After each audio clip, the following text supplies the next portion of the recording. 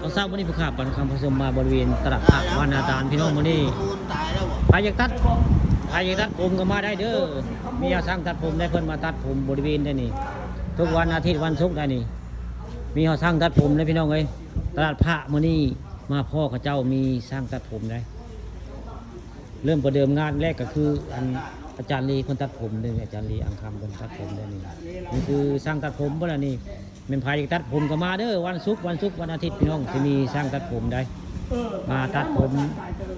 ชั่วคราวเฉพาะวันอาทิตย์วันศุกร์พี่น้องนี่ตลาดพระมื้อนี้มีสร้างตัดผมได้ลูกค้าอังคำมาชมมื้อนี้เอาภาพบรรยากาศในตลาดพระมาให้เบิกมาชมอาจารย์ลีได้เป็นคนตัดผมคนแรกบริเวณแต่ตลาดพระได้พี่น้องมื้อนี้ฮะมีเขาช่างตัดผมได้มาตัดผมอยู่บริเวณตลาดพระบ้านนาตาลตำบลนาตาลได้ด้านหลังก็มีห้องน้ำห้องสุขาได้นี่ทิวทัศน์คักพี่น้องนี่โอ้ได้บ่งจนรถจนเรือนี่ไปมาขายของตลาดพระบ้านนาตาลตำบลนาตาลมื้อนี้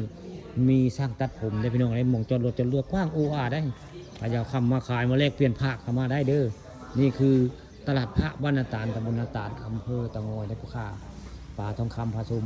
พามาเบิ่งมาชมตลาดพระพี่น้องเลยนี่คือตลาดพระบ้านนาตาลตำบลนาตาลเมื่อนี้มีเขาสร้างตัดผมพี่น้องเลยสร้างตัดผมได้นี่ประเดิมคนแรกที่ตัดผมคืออาจารย์ลีเด้อาจารย์ลีตัดผมน่ะนี่ไม่ใครอยากตัดผมกับมาตัดได้พี่น้องเฉพาะวันศุกร์วันอาทิตย์เด้อจะมีสร้างตัดผมได้เพิ่นมาตัดผมจ้างตัดผมไว้ง่ายนี่มาอย่างมาใช้บริการก็มาได้พี่น้องนี่คือมีช่างตัดผมได้อยู่บริเวณตลาดพระบ้านนาตาลตำบลนาตาลอำเภอตะงอยบรรยากาศคักพี่น้องที่ทัดกว้างได้นี่ได้นี่ว่านี่อาจารย์ลีบ้านอ่างคำเลยนี่